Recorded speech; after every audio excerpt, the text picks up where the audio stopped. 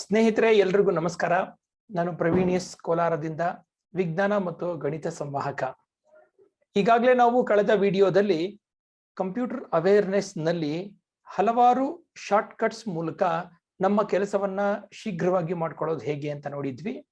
ಇವತ್ತು ನಾವು ಅದರದ ಮುಂದುವರೆದ ಭಾಗವನ್ನ ನೋಡೋಣ. ಬನ್ನಿ ಮತ್ತೊಮ್ಮೆ ನಿಮಗೆ ಈ ಒಂದು ಕಂಪ್ಯೂಟರ್ ಶಾರ್ಟ್ ಕಟ್ಸ್ ನ ಕಂಪ್ಯೂಟರ್ ಅವೇರ್ನೆಸ್ ವಿಡಿಯೋಗೆ ನಾನು ನಿಮ್ಮನ್ನ ಸ್ವಾಗತ ಮಾಡ್ತಾ ಇದ್ದೀನಿ. ಸ್ನೇಹಿತರೆ, ನಮ್ಮ ಈ ಕಂಪ್ಯೂಟರ್ ಶಾರ್ಟ್ ಕಟ್ಸ್ ನ ಪ್ರಯಾಣನ ನಾವು ಮುಂದುವರಿಸೋಣ. ಬನ್ನಿ. ಕಳೆದ ತರಗತಿಯಲ್ಲಿ ನಾವು ಎ ಇಂದ ಪಿ ವರೆಗಿನ ಶಾರ್ಟ್ ಕಟ್ಸ್ ಯಾವ್ಯಾವ್ದಿತ್ತು ಮತ್ತು ಅದನ್ನ ಹೇಗೆ ಬಳಸೋದು ಅಂತ ನೋಡಿದ್ವಿ. ಇವತ್ತು ನಾವು ಅದರ ಮುಂದುವರೆದ ಭಾಗವನ್ನ ನೋಡೋಣ. ಮೊದಲನೇದಾಗಿ ಕಂಟ್ರೋಲ್ ಆರ್. ಕಂಟ್ರೋಲ್ ಆರ್ ಅನ್ನ ಯಾತಕ್ಕೆ ಬಳಸ್ತೀವಿ? ರೈಟ್ ಅಲೈನ್ಮೆಂಟ್ಗೆ ಬಳಸ್ತೀವಿ. ಈಗಾಗಲೇ ನಾನು ನಿಮ್ಗೆ ಲೆಫ್ಟ್ ಅಲೈನ್ಮೆಂಟ್ ಮತ್ತು ಜಸ್ಟಿಫೈಡ್ ಅಲೈನ್ಮೆಂಟ್ ಬಗ್ಗೆ ಹಿಂದಿನ ವಿಡಿಯೋದಲ್ಲಿ ಹೇಳಿದ್ದೆ. ಅದೇ ರೀತಿ ಕಂಟ್ರೋಲ್ ಆರ್ ಅಂದ್ರೆ ರೈಟ್ ಅಲೈನ್ಮೆಂಟ್ ಅಂತ. ಒಂದು ಪ್ಯಾರಾಗ್ರಾಫ್ ನ ಬರೆದ ಮೇಲೆ ನಾವು ಅದನ್ನ ರೈಟ್ ಅಲೈನ್ಮೆಂಟ್ಗೂ ಕೂಡಿಸಬಹುದು. ಹೇಗೆ ಕೂಡಿಸಬಹುದು ಅನ್ನೋದನ್ನ ನಾವು ಇಲ್ಲಿ ನೋಡ್ಬೋದು ಈ ವಿಡಿಯೋದಲ್ಲಿ. ಇಲ್ಲಿ ಎಡಭಾಗದಲ್ಲಿ ಕಾಣುವಂಥದ್ದು ದಿಸ್ ಇಸ್ ಎ ಟೆಸ್ಟ್ ಅನ್ನೋ ಅಂತ ಒಂದು ಟೆಕ್ಸ್ಟ್, ಒಂದು ಪ್ಯಾರಾಗ್ರಾಫ್ ಏನಾಗಿದೆ ಎಡಭಾಗದಲ್ಲಿ ಅಂದ್ರೆ ಲೆಫ್ಟ್ ಅಲೈನ್ಡ್ ಆಗಿರುವಂಥದ್ದು, ಮತ್ತು ನಂತರ ನೀವು ಬಲಭಾಗದಲ್ಲಿ ನೋಡುವಂತ ಒಂದು ಪ್ಯಾರಾಗ್ರಾಫ್ ರೈಟ್ ಅಲೈನ್ಮೆಂಟ್ ಆಗಿರುವಂಥದ್ದು. ಹಾಗಾಗಿ ನಾವು ಯಾವುದೇ ಒಂದು ಪ್ಯಾರಾಗ್ರಾಫ್ ನ ಬರೆಯುವಾಗ ಅದನ್ನ ಲೆಫ್ಟ್ ಅಲೈನ್ ಮಾಡ್ಬೇಕಾ ರೈಟ್ ಅಲೈನ್ ಮಾಡ್ಬೇಕಾ ನಾವು ಅದನ್ನ ಡಿಸೈಡ್ ಮಾಡಬಹುದು. ಅದಕ್ಕೆ ನಾವು ಏನ್ ಮಾಡ್ಬೇಕು, ಆ ಪ್ಯಾರಾಗ್ರಾಫ್ ನ ಸೆಲೆಕ್ಟ್ ಮಾಡ್ಕೋಬೇಕು. ಪ್ಯಾರಾಗ್ರಾಫ್ ನ ಸೆಲೆಕ್ಟ್ ಮಾಡಿ ಕಂಟ್ರೋಲ್ ಆರ್ ಅಂತ ಕೊಟ್ರೆ ಸಾಕು, ನಮ್ಗೆ ಅದು ರೈಟ್ ಅಲೈನ್ಮೆಂಟ್ ಆಗತ್ತೆ. ಇಲ್ಲ ಲೆಫ್ಟ್ ಅಲೈನ್ ಬೇಕು ಅಂದ್ರೆ ಕಂಟ್ರೋಲ್ ಎಲ್ ಕೊಡಬೇಕು, ಜಸ್ಟಿಫೈಡ್ ಬೇಕು ಅಂತಂದ್ರೆ ಕಂಟ್ರೋಲ್ ಜೆ ಕೊಡಬೇಕು, ಮತ್ತು ಸೆಂಟರ್ ಅಲೈನ್ಮೆಂಟ್ ಬೇಕು ಅಂದ್ರೆ ಕಂಟ್ರೋಲ್ ಇ ಪ್ರೆಸ್ ಮಾಡಿದ್ರೆ ಸಾಕು. ಹಾಗಾಗಿ ನಾವು ನಮ್ಮ ಮೌಸ್ ನ ಹಿಡ್ಕೊಂಡು ಅದು ಎಲ್ಲ ಹುಡುಕಿ ಅದನ್ನ ಕ್ಲಿಕ್ ಮಾಡೋದಕ್ಕಿಂತ ಹೆಚ್ಚಾಗಿ ನಮ್ಮ ಕೀಬೋರ್ಡ್ ಶಾರ್ಟ್ಕಟ್ಸ್ ನಮಗೆ ಸಮಯವನ್ನ ಉಳಿಸತ್ತೆ. ಬನ್ನಿ, ನಮ್ಮ ಮುಂದಿನ ಶಾರ್ಟ್ಕಟ್ ಕೀ ಕಂಟ್ರೋಲ್ ಎಸ್. ಇದು ಆಪದ್ಬಾಂಧವ ಇದ್ದ ಹಾಗೆ. ಪ್ರತಿ ಸಾರಿ ನಾವು ನಮ್ಮ ಡಾಕ್ಯುಮೆಂಟ್ಗೆ ಟೆಕ್ಸ್ಟ್ ನ ಅಪ್ಡೇಟ್ ಮಾಡ್ತಾ ಇದ್ದ ಹಾಗೆ ಅದನ್ನ ನಾವು ಕಂಟ್ರೋಲ್ ಎಸ್ ಅಂತ ಕೊಟ್ಟು ಸೇವ್ ಮಾಡ್ತಾ ಹೋಗ್ಬೇಕು. ಇಲ್ಲದೆ ಇದ್ರೆ ಲಾಸ್ಟ್ ಅಪ್ಡೇಟೆಡ್ ಏನಿರುತ್ತೆ ಅಷ್ಟು ಮಾತ್ರ ಉಳಿದಿದ್ದು, ಬೇರೆದು ಯಾವುದೇ ತರಹದ್ದು ಉಳಿದಿರೋದಿಲ್ಲ. ಸ್ನೇಹಿತರೆ, ಒಂದಂತೂ ಚೆನ್ನಾಗಿ ಅರ್ಥ ಮಾಡ್ಕೊಳ್ಳಿ, control S saves us. Not only saves the file but also saves us. ದೊಡ್ಡ ದೊಡ್ಡ ಡಾಕ್ಯುಮೆಂಟ್ ಮಾಡ್ತಾ ಇರ್ತೀವಿ, ಕನ್ನಡದಲ್ಲಿ ಮಾಡ್ತಿರ್ತೀವಿ, ದೊಡ್ಡ ಡೇಟಾಬೇಸ್ ರೆಡಿ ಮಾಡ್ತಾ ಇರ್ತೀವಿ, ಸಾರ್ಟ್ ಔಟ್ ಮಾಡಿರ್ತೀವಿ, ಇಂಡೆಕ್ಸಿಂಗ್ ಮಾಡಿರ್ತೀವಿ, ಎಲ್ಲ ಅಲ್ಲಿ ಬಂದ್ ಕೂತಿರುತ್ತೆ. ಆದ್ರೆ ಸೇವ್ ಮಾಡೋದು ಮರ್ತು ಹೋಗಿರ್ತೀವಿ. ಸೇವ್ ಮಾಡೋದು ಮರ್ತು ಹೋಯ್ತು ಅಂತಂದ್ರೆ ಮಾಡಿದ ಕೆಲಸ ಎಲ್ಲ ವ್ಯರ್ಥ ಆದ ಹಾಗೆ. ಹಾಗಾಗಿ control S saves the file, saves the computer operator ಅಥವಾ any person who is looking after the computer. ಅದರಿಂದ ಪ್ರತಿ ಸಾರಿ ನೀವು ಡಾಕ್ಯುಮೆಂಟ್ ಟೈಪ್ ಮಾಡ್ತಾ ಕಂಟ್ರೋಲ್ ಎಸ್ ಒತ್ತಾನೆ ಇರಿ, ನೀವು ಸೇಫ್ ಆಗಿರ್ತೀರ. ಕೆಲವು ಕಡೆ MS ವರ್ಡ್ ಮತ್ತು MS ಎಕ್ಸೆಲ್ ಗಳಲ್ಲಿ ಆಟೋ ಸೇವ್ ಆಪ್ಷನ್ ಸಹ ಇದೆ. ಆಟೋ ಸೇವ್ ಆಪ್ಷನ್ ಇದ್ರೂ ಸಹ ಕಂಟ್ರೋಲ್ ಎಸ್ ನ ಕೊಡೋದನ್ನ ನಾವು ಮರೆಯೋ ಹಾಗಿಲ್ಲ. ನೀವು ಫೈಲ್ ಸ್ಟಾರ್ಟ್ ಮಾಡಿದ್ದೀರಾ, ಕಂಟ್ರೋಲ್ ಎಸ್ ಕೊಡ್ತೀರಾ ಅಂತಂದ್ರೆ ಆಗ ಸೇವ್ ಮಾಡಕ್ಕೆ ಹೆಸರು ಕೇಳತ್ತೆ. ನೀವು ಹೆಸರು ಕೊಟ್ಟು ಲೊಕೇಶನ್ ಕೊಟ್ಟು ಆ ಫೈಲ್ ನ ಕೂಡ್ಸಿರ್ತೀರಾ, ನಂತರ ಅಪ್ಡೇಟ್ ಮಾಡ್ತಾ ಹೋಗ್ತೀರಾ. ಅದಾದ್ಮೇಲೆ ಅಪ್ಡೇಟ್ ಎಲ್ಲ ಆಗ್ತಾ ಇದ್ದ ಹಾಗೆ ಕಂಟ್ರೋಲ್ ಎಸ್ ಕೊಡ್ತಾ ಇದ್ರೆ ನೀವು ಅಪೆಂಡ್ ಮಾಡುವಂತ ಅಂದ್ರೆ ಸೇರಿಸ್ತಾ ಇರುವಂತ ಎಲ್ಲ ಟೆಕ್ಸ್ಟ್ ಅಲ್ಲಿ ಕೂತಿರುತ್ತೆ. ಹಾಗಾಗಿ ಕಂಟ್ರೋಲ್ ಎಸ್ ಸೇವ್ಸ್ ಅಸ್. ಹೌದು ತಾನೆ? ಬನ್ನಿ ಮುಂದಿನ ಶಾರ್ಟ್ ಕಟ್ ಕೀ ನೋಡೋಣ. ಮುಂದಿನ short cut key control T. ಏನಿದು ಕಂಟ್ರೋಲ್ ಟಿ? ಟ್ಯಾಬ್ ಮೂವ್ಮೆಂಟ್ ಅಂದ್ರೆ ಏನು? ನಿಮ್ಮ ಕೀಬೋರ್ಡ್ಗಳಲ್ಲಿ ಟ್ಯಾಬ್ ಅನ್ನೋ ಒಂದು ಕೀ ಸಹ ಇದೆ. ಲೆಫ್ಟ್ ಅಲ್ಲಿ ಕ್ಯಾಪ್ಸ್ ಲಾಕ್ ಮೇಲ್ಗಡೆಗೆ ಟ್ಯಾಬ್ ಕೀ ಸಿಗುತ್ತೆ ನಿಮಗೆ. ಈ ಟ್ಯಾಬ್ ಏನ್ ಕೆಲಸ ಮಾಡುತ್ತೆ ಯಾವತ್ತಾದ್ರೂ ನೋಡಿದ್ದೀರಾ? ಈ ಟ್ಯಾಬ್ ನ ಪ್ರೆಸ್ ಮಾಡಿದ್ರೆ 8 ಸ್ಪೇಸ್ಗಳು ಮುಂದೆ ಹೋಗುತ್ತೆ. ಉದಾಹರಣೆಗೆ ಒಂದು ಹೊಸ ಪ್ಯಾರಾಗ್ರಾಫ್ ಸ್ಟಾರ್ಟ್ ಮಾಡ್ತಾ ಇದ್ದೀರಾ. ಹೊಸ ಪ್ಯಾರಾಗ್ರಾಫ್ ಸ್ಟಾರ್ಟ್ ಮಾಡಿದಾಗ ಅದು ಎಲ್ಲವೂ ಲೆಫ್ಟ್ ಅಲೈನ್ಮೆಂಟ್ ಅಲ್ಲೇ ಇರಬೇಕು ಅಂತ ನಾವು ಅಪೇಕ್ಷೆ ಪಡಲ್ಲ. ಅದ್ರ ಬದಲಾಗಿ ಒಂದು ಟ್ಯಾಬ್ ಕೊಟ್ಟು ಒಂದು 8 ಸ್ಪೇಸಸ್ ಕೊಟ್ಟು ಅದನ್ನು ಮೂವ್ ಮಾಡ್ತೀವಿ. ಆಗ ಒಂದು ಪ್ಯಾರಾಗ್ರಾಫ್ಗೆ ಒಂದು ಅಂದ ಚಂದ. ಈ ರೀತಿಯ ಟ್ಯಾಬ್ ನ ಮೂವ್ಮೆಂಟ್ ಮಾಡಬೇಕು ಅಂತಂದ್ರೆ ನಾವು ಕಂಟ್ರೋಲ್ ಟಿ ಕೊಡ್ಬೇಕಾಗತ್ತೆ. ಇಲ್ಲಿ ಈ ಚಿತ್ರದಲ್ಲಿ ನೀವು ನೋಡಬಹುದು ಮೊದಲ ಒಂದು ಎನ್ಸರ್ಕಲ್ ಅಲ್ಲಿ 2 ಟ್ಯಾಬ್ಗಳು ಒಂದೇ ಕಡೆ ಇದೆ, ಆದ್ರೆ ಮುಂದಿನ ಒಂದು ಎಲಿಪ್ಸಾಯ್ಡ್ ಆಕಾರದಲ್ಲಿ ಟ್ಯಾಬ್ ಮುಂದೆ ಹೋಗಿರುವಂತದ್ದು, ಅಂದ್ರೆ ಕಂಟ್ರೋಲ್ ಟಿ ಕೊಟ್ಟು ಆ ಟ್ಯಾಬ್ ಮುಂದೆ ಹೋಗಿರೋದು.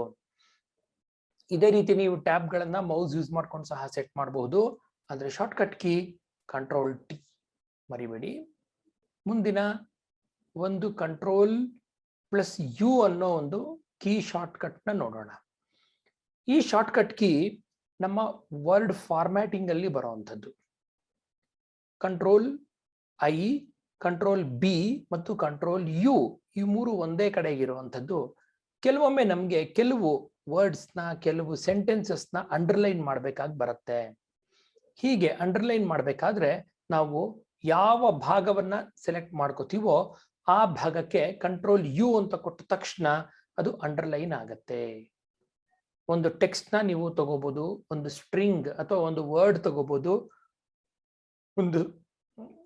ಒಂದು ವಾಕ್ಯ ಕಂಪ್ಲೀಟ್ ಒಂದು ಸೆಂಟೆನ್ಸ್ ತಗೋಬಹುದು, ಇಲ್ಲ ಒಂದು ಕಂಪ್ಲೀಟ್ ಪ್ಯಾರಾಗ್ರಾಫ್ ತಗೋಬಹುದು, ಅಥವಾ ಎಂಟೈರ್ ಬುಕ್ಕೆ ತಗೋಬಹುದು.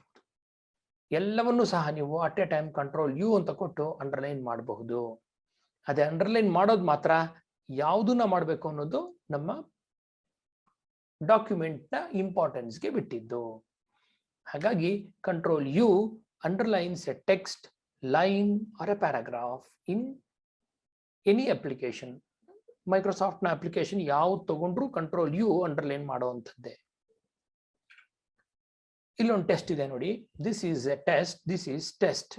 ಅಂದ್ರೆ ಇಲ್ಲಿ ನಾನು ದಿಸ್ ಈಸ್ ಟೆಸ್ಟ್ ನ ಸೆಲೆಕ್ಟ್ ಮಾಡಿಕೊಂಡು ಕಂಟ್ರೋಲ್ ಯು ಕೊಟ್ಟಿದ್ದೀನಿ. ಹಾಗಾಗಿ ಅಲ್ಲೇನಾಗಿದೆ, ಆ ಎಂಟೈರ್ ಸೆಂಟೆನ್ಸು ಅಂಡರ್ಲೈನ್ ಆಗಿದೆ. ನಮ್ಮ ಮುಂದಿನ key combination control V. Control V ಸಹ ಅಷ್ಟೇ ನಾವು ಅತ್ಯಂತ ಹೆಚ್ಚಾಗಿ ಬಳಸುವಂತ ಕೀ ಕಾಂಬಿನೇಷನ್. ಯಾಕೆ ಅಂದ್ರೆ ಕಂಟ್ರೋಲ್ ವಿ ಏನ್ ಕೆಲಸ ಮಾಡುತ್ತೆ ಅನ್ನೋದನ್ನ ನೋಡ್ಬೇಕು ನಾವು. ಕಂಟ್ರೋಲ್ ವಿ ಪೇಸ್ಟ್ ಮಾಡುತ್ತೆ. ಯಾವುದನ್ನ ಪೇಸ್ಟ್ ಮಾಡುತ್ತೆ? ಈಗಾಗಲೇ ಕಂಟ್ರೋಲ್ ಸಿ ಅಥವಾ ಕಂಟ್ರೋಲ್ ಎಕ್ಸ್ ಅಲ್ಲಿ ನಾವು ಕಟ್ ಮಾಡಿದ್ರೆ, ಕಾಪಿ ಮಾಡಿದ್ರೆ ಅದು ಕ್ಲಿಪ್ ಬೋರ್ಡ್ ಅಲ್ಲಿ ಹೋಗಿ ಕೂತಿರುತ್ತೆ. ನೀವು ಕಂಟ್ರೋಲ್ ವಿ ಅಂತ ಕೊಟ್ಟ ತಕ್ಷಣ ಕರ್ಸರ್ ಎಲ್ಲಿರುತ್ತೆ ಅಲ್ಲಿ ಬಂದು ಪೇಸ್ಟ್ ಆಗತ್ತೆ. ಹಾಗಾದ್ರೆ ಈ ಕಂಟ್ರೋಲ್ ವಿ ಮೂಲಕ ನಾವು ಏನೇನನ್ನ ಪೇಸ್ಟ್ ಮಾಡಬಹುದು? ನೀವು ಏನೇನ್ ಸೆಲೆಕ್ಟ್ ಮಾಡಿರ್ತೀರಾ, ಟೆಕ್ಸ್ಟ್ ಸೆಲೆಕ್ಟ್ ಮಾಡಿದ್ದೀರಾ, ಇಮೇಜ್ ಸೆಲೆಕ್ಟ್ ಮಾಡಿದ್ದೀರಾ, ಚಾರ್ಟ್ ಸೆಲೆಕ್ಟ್ ಮಾಡಿದ್ದೀರಾ, ಅಥವಾ ಟೇಬಲ್ ಸೆಲೆಕ್ಟ್ ಮಾಡಿದ್ದೀರಾ, ಅಥವಾ ಡೆಸ್ಕ್ಟಾಪ್ ಮೇಲೆ ಯಾವ್ದಾದ್ರು ಒಂದು ಫೈಲ್ ನ ಕ್ಲಿಕ್ ಮಾಡಿ ಕಂಟ್ರೋಲ್ ಸಿ ಕೊಟ್ರು ಅದು ಕಾಪಿ ಆಗಿರುತ್ತೆ. ಕಂಟ್ರೋಲ್ ವಿ ಅಂತ ಕೊಟ್ಟ ತಕ್ಷಣ ಡೆಸ್ಕ್ಟಾಪ್ ಮೇಲೆ ಆ ಫೈಲು ಸೇವ್ ಆಗತ್ತೆ. ಅಥವಾ ಒಂದು ಇಡೀ ಫೋಲ್ಡರ್ ಏನಾದ್ರು ಕಾಪಿ ಮಾಡಿದ್ರೆ ನೀವು, ಅಥವಾ ಒಂದು ಇಡೀ ಫೋಲ್ಡರ್ ಏನಾದ್ರು ಕಾಪಿ ಮಾಡಿದ್ರೆ ನೀವು, ಆ ಇಡೀ ಫೋಲ್ಡರ್ನ ನೀವು ಪೇಸ್ಟ್ ಮಾಡಬಹುದು. ಕೆಲವೊಮ್ಮೆ ನಾವೇನ್ ಮಾಡ್ತೀವಿ, ನಮ್ಗೆ ಬೇಕಾಗಿರುವಂತ ಡಾಕ್ಯುಮೆಂಟ್ಸು, ಫೋಟೋಸು ಇವೆಲ್ಲವನ್ನು ಕಾಪಿ ಮಾಡಿಕೊಂಡು ಬೇರೆ ಡ್ರೈವ್, ಎಕ್ಸ್ಟರ್ನಲ್ ಹಾರ್ಡ್ ಡಿಸ್ಕ್ ಡ್ರೈವೋ ಅಥವಾ CD-ROM ಡ್ರೈವೋ ಅಥವಾ DVD ಡ್ರೈವೋ ಇಲ್ಲಿಗೆ ಸೇವ್ ಮಾಡ್ಕೊಳ್ಳೋವಾಗ ಏನ್ ಮಾಡ್ತೀವಿ, ಕಂಟ್ರೋಲ್ ವಿ ಅಂತ ಕೊಟ್ಟ ತಕ್ಷಣ ಅಲ್ಲಿ ಸೇವ್ ಆಗಿರೋದೆಲ್ಲವೂ, ಕಾಪಿ ಆಗಿರೋದೆಲ್ಲವೂ ಇಲ್ಲಿಗೆ ಪೇಸ್ಟ್ ಆಗತ್ತೆ. So control V pastes copied text, image, chart, table or file or folder for that matter. Control W ಅನ್ನೋದು ನಮ್ಮ ಮುಂದಿನ ಒಂದು ಶಾರ್ಟ್ಕಟ್ ಕೀ. ಕಂಟ್ರೋಲ್ ಡಬ್ಲ್ಯೂ ಅಂದ ತಕ್ಷಣ ಏನ್ ಮಾಡುತ್ತೆ, ಕ್ಲೋಸಸ್ ದಿ ವಿಂಡೋ. ನೀವು ಯಾವುದೋ ಒಂದು ವಿಂಡೋ ಮೇಲೆ ವರ್ಕ್ ಮಾಡ್ತಾ ಇರ್ತೀರಾ, ನೀವು ಕಂಟ್ರೋಲ್ ಡಬ್ಲ್ಯೂ ಅಂತ ಕೊಟ್ಟ ತಕ್ಷಣ ಸೇವ್ ಮಾಡ್ಲಾ ಬೇಡವಾ, ಎಕ್ಸಿಟ್ ಆಗೋಣ ಅಂತ ಕೇಳುತ್ತೆ. ಸೇವಿಂಗ್ಸ್ ಅಪ್ಡೇಟ್ ಇದ್ರೆ ಕಂಟ್ರೋಲ್ ಡಬ್ಲ್ಯೂ ಅಂತ ಕೊಟ್ಟ ತಕ್ಷಣ ಆ ಇಡೀ ವಿಂಡೋ ಕ್ಲೋಸ್ ಆಗ್ಬಿಡುತ್ತೆ. ನೀವು ಬೇಕಾದ್ರೆ ಚೆಕ್ ಮಾಡಬಹುದು. Control W closes the current working window. ಯಾವ ವಿಂಡೋ ಮೇಲೆ ನೀವು ವರ್ಕ್ ಮಾಡ್ತಾ ಇದ್ದೀರಾ ಅದನ್ನ ಕ್ಲೋಸ್ ಮಾಡುತ್ತೆ. ಹಾಗೆ ಕಂಟ್ರೋಲ್ ಎಕ್ಸ್, ಇದು ಅಷ್ಟೇ. ನಮ್ಗೆ ಒಂದು ಜಾಗದಲ್ಲಿ ಫೈಲ್ ಬೇಡ, ಮತ್ತೊಂದು ಜಾಗದಲ್ಲಿ ಆ ಫೈಲ್ ಬೇಕು ಅಂದಾಗ ನಾವೇನ್ ಮಾಡ್ಬೇಕು, ಕಂಟ್ರೋಲ್ ಎಕ್ಸ್ ಕಮಾಂಡ್ ನ ಯೂಸ್ ಮಾಡಬೇಕು. ಕಂಟ್ರೋಲ್ ಎಕ್ಸ್ ಕೊಟ್ಟ ತಕ್ಷಣ ಅಲ್ಲಿರೋ ಜಾಗದಲ್ಲಿ ಅದು ಕಟ್ ಆಗುತ್ತೆ. ಎಲ್ಲಿಗೆ ಬೇಕೋ ಡೆಸ್ಟಿನೇಷನ್ ಅಲ್ಲಿ ನಾವು ಅದನ್ನ ಪೇಸ್ಟ್ ಮಾಡಬಹುದು. Control C copy, control V paste, ಹಾಗೆ control X cuts the document or file. ಅಥವಾ ಯಾವುದೇ ಫೋಲ್ಡರ್ನ ಬೇಕಾದ್ರೂ ನೀವು ಕಟ್ ಮಾಡಿ ಆ ಜಾಗದಿಂದ ತೆಗೆದು ಕಂಟ್ರೋಲ್ ವಿ ಮಾಡ್ಬೋದು. ಅದೇ ಕಂಟ್ರೋಲ್ ಸಿ ಕೊಟ್ಟಾಗ ಏನಾಗುತ್ತೆ, ನೀವು ಯಾವ ಜಾಗದಲ್ಲಿ ಆ ಫೈಲ್ನ ಉಳಿಸ್ಕೊಂಡಿರ್ತೀರ ಅದು ಹಾಗೆ ಉಳಿದಿರುತ್ತೆ, ಬೇರೆ ಕಡೆಗೂ ಪೇಸ್ಟ್ ಆಗುತ್ತೆ. ಹಾಗಾಗಿ ನಾವು ಕಂಟ್ರೋಲ್ ಸಿ ಮಾಡ್ಬೇಕಾ ಕಂಟ್ರೋಲ್ ಎಕ್ಸ್ ಮಾಡ್ಬೇಕಾ ಅನ್ನೋದು ಆ ಫೈಲ್ನ ಇಂಪಾರ್ಟೆನ್ಸ್ ಮೇಲೆ ಡಿಪೆಂಡ್ ಆಗುತ್ತೆ ಸ್ನೇಹಿತರೆ. ಹಾಗಾಗಿ ನಾವು ಯಾವುದೇ ಕಮಾಂಡ್ನ ಯೂಸ್ ಮಾಡಕ್ ಮುಂಚೆ 1 ಸೆಕೆಂಡ್ ಯೋಚನೆ ಮಾಡೋಣ. ನಮ್ಮ ಮುಂದಿನ ಕಮಾಂಡ್ ನೋಡೋಣ, ಕಂಟ್ರೋಲ್ ವೈ. ಈ ಕಂಟ್ರೋಲ್ ವೈ ಮತ್ತು ಕಂಟ್ರೋಲ್ ಝೆಡ್ ಏನಿದೆ, ಮುಂದಿನ ಕಂಟ್ರೋಲ್ ಝೆಡ್ ಏನಿದೆ, ಇವೆರಡು ನಮಗೆ ವರ ಅಂತಾನೆ ಅನ್ಬಹುದು. ಅದರಲ್ಲೂ ಪರ್ಟಿಕ್ಯುಲರ್ಲಿ ಕಂಟ್ರೋಲ್ ಝೆಡ್ ಅನ್ಡೂ ಅಂತ. ಈಗೇನ್ ಮಾಡ್ಬೇಕು, ಯಾವುದೋ ಒಂದು ಫೈಲ್ ಡಿಲೀಟ್ ಮಾಡ್ಬೇಕಾಗಿತ್ತು, ಬೇರೆ ಫೈಲ್ ಡಿಲೀಟ್ ಮಾಡ್ಬಿಟ್ವಿ, ಏನ್ ಮಾಡೋದು? ನಮ್ಮ ಲೈಫಲ್ಲಾದ್ರೆ 1 ಸೆಕೆಂಡ್ ಹಿಂದೆ ಹೋಗೋಕೆ ನಮಗೆ ಅವಕಾಶ ಇಲ್ಲ. ಆದ್ರೆ ಕಂಪ್ಯೂಟರ್ಸ್ ಅಲ್ಲಿ ಹಾಗಲ್ಲ. ಕಂಪ್ಯೂಟರ್ಸ್ನ ಕ್ರಿಯೇಟ್ ಮಾಡಿರೋದು ಮನುಷ್ಯನೇ. ಈ ತರ ತೊಂದ್ರೆ ಅವನಿಗೆ ಗೊತ್ತು, 1 ಹೆಜ್ಜೆ ಹಿಂದೆ ಹೋಗಕ್ಕಾಗಲ್ಲ ನಂಗೆ ಲೈಫಲ್ಲಿ, ಅಟ್ಲೀಸ್ಟ್ ಕಂಪ್ಯೂಟರ್ಸ್ ಅಲ್ಲಿ ಆದ್ರೂ 1 ಹೆಜ್ಜೆ ಹಿಂದೆ ಹೋಗಕ್ಕೆ ಅವಕಾಶ ಮಾಡಿಕೊಡೋಣ ಅಂತ ಕಂಟ್ರೋಲ್ ಝೆಡ್ ಅನ್ನೋ ಒಂದು ಅವಕಾಶವನ್ನ ಕೊಟ್ಟಿದ್ದಾನೆ. ಅದನ್ನ ಅನ್ಡೂ ಅಂತ ಕರಿತೀವಿ. ಇವಾಗ ಯಾವುದೋ ಫೈಲ್ ಡಿಲೀಟ್ ಮಾಡಕ್ ಹೋದ್ರಿ, ಯಾವುದೋ ಫೈಲ್ ಡಿಲೀಟ್ ಆಗೋಯ್ತು, ಕಂಟ್ರೋಲ್ ಝೆಡ್ ಕೊಡಿ,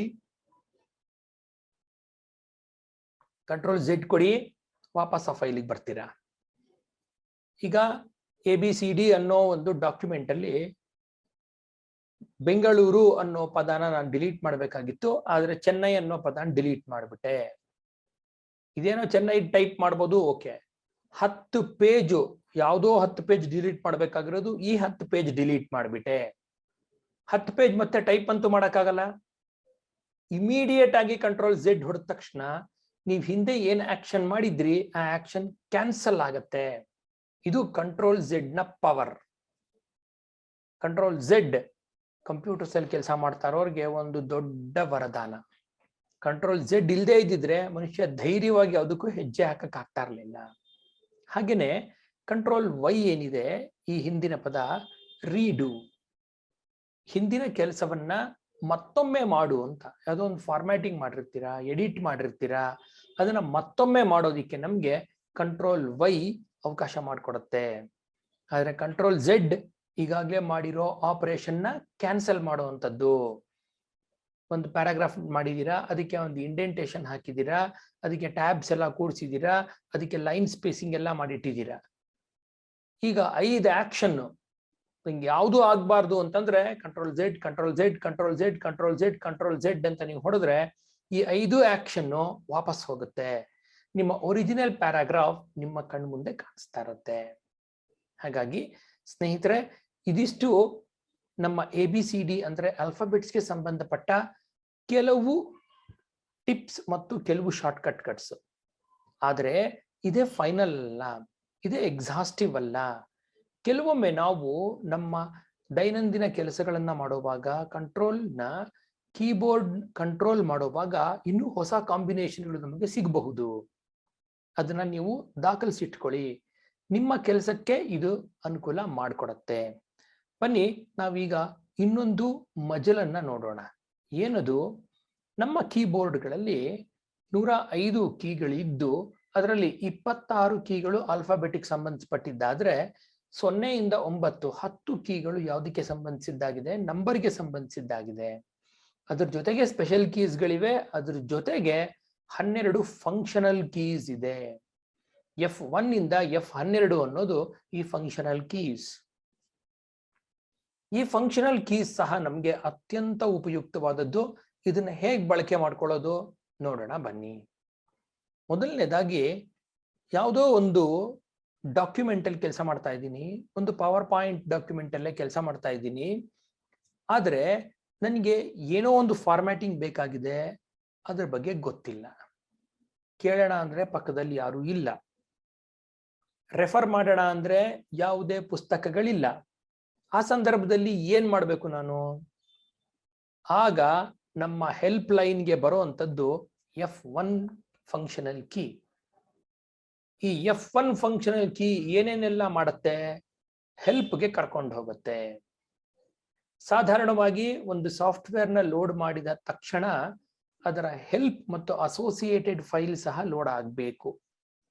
ಆದರೆ ಇತ್ತೀಚೆಗೆ ಸಾಫ್ಟ್ವೇರ್ಗಳೆಲ್ಲವೂ ಪರ್ಟಿಕ್ಯುಲರ್ಲಿ MS ವರ್ಡ್ ಅಂತವು ದೊಡ್ಡದಾಗಿರೋದ್ರಿಂದ ಯಾವುದೇ ಹೆಲ್ಪ್ ಫೈಲ್ನ ಅದು ಲೋಡ್ ಮಾಡ್ಕೊಳ್ಳಲ್ಲ.